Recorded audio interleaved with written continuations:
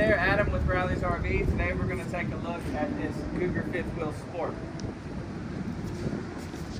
Up here in the front storage compartment is where our 12-volt battery is located inside this box. Right above here, this is the battery disconnect. So anytime we're plugged in and we want to be charging our battery or using the refrigerator going down the road, make sure that battery disconnect is on. If you're going to leave the unit parked for some time and you're not going to use the power, you can turn this off like that. But also up here you've got solar panels on the roof, and this disconnect up here, this red one, is for the solar panels. So if you want to turn those off, switch it to off. But it's perfectly fine to leave those on and the disconnect on down here. You're going to be charging your battery as long as there's good sunlight. This unit has two 30-pound propane tanks, one on this side, one on the other. You can open them up and send gas flow through the regulator. Regulator is on the other side of the unit. Inside the storage compartment here is where you're going to find your landing gear control. So your front two jacks, extend and retract right there. And this switch is for the rear stabilizer jacks, extend and retract. In the water compartment, we've got outside shower up here at the top. That's what this hose goes to. And then that is the winterized port.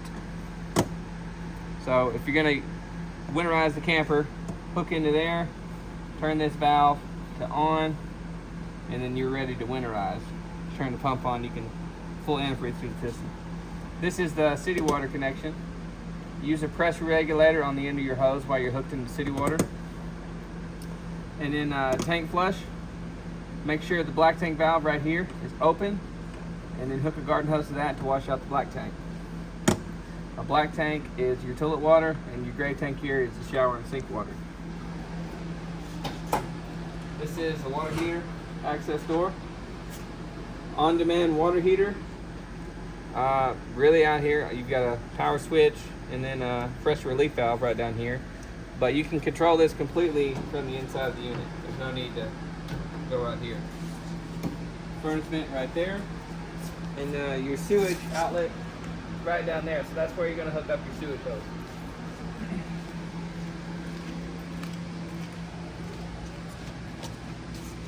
This little door is where you're going to fill the fresh water. So I'll take the key, open that up, stick a hose in that to fill the fresh water.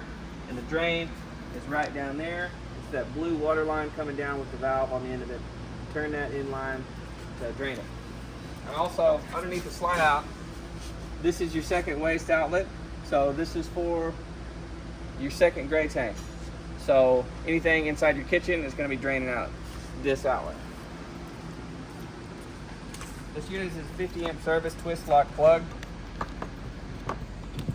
So what you want to do is line up the tabs, push it in, twist it to the right, and then you can tighten down this lock nut to make sure it doesn't go anywhere.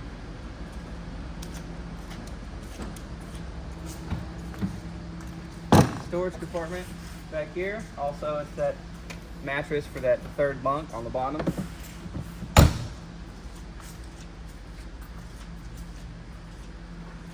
And more storage. So in here you've got a manual crank for your front landing gear. That's just in case you lose power for any reason. And then you've got a GFCI outlet. That's for the inverted outlets. This unit doesn't have an inverter. It does come prepped for an inverter. And then your other propane tank on this side with your regulator right up here at the top. So as you can see, it's green. That means we've got good gas flow. When that switches to red, that means the tank that we've selected with this knob up here is empty and it needs to be filled.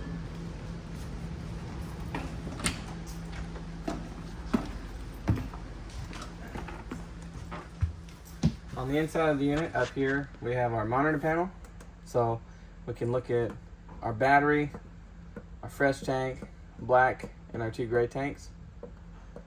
You can watch those climb as they fill. It gets closer to time to dump. Water pump switch right here.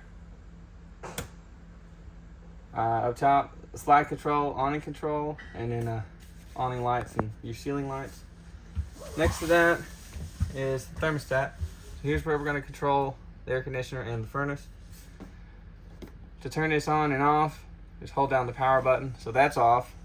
It still monitors the room temperature. Now we're on, we're in cool, we can adjust our temperature right here.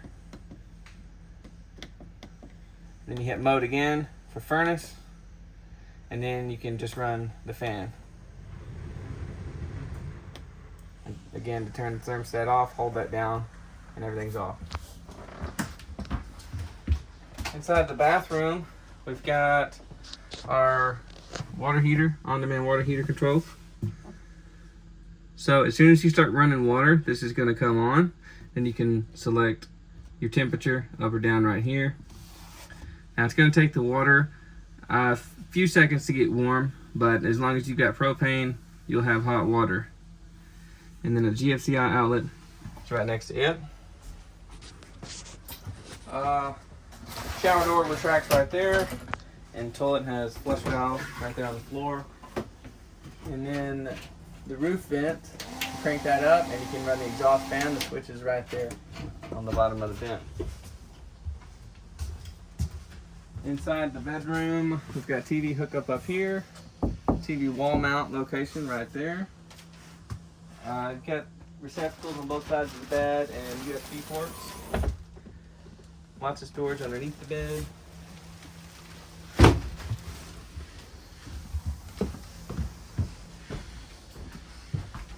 So right here on this couch, this is a sleeper sofa. What you'll do, pull the cushions off,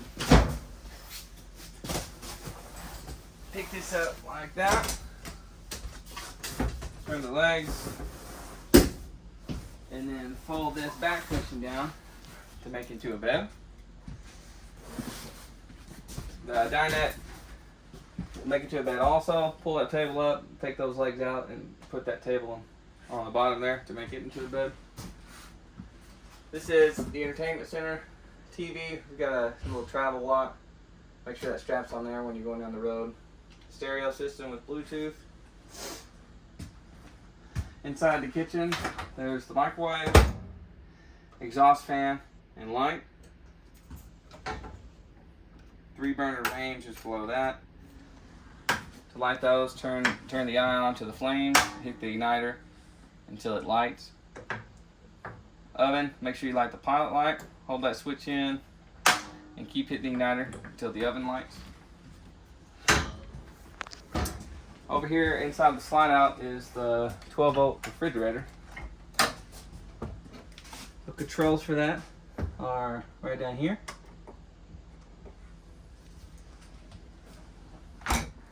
Inside the bunk room, down here underneath this cabinet is where the distribution panel is located.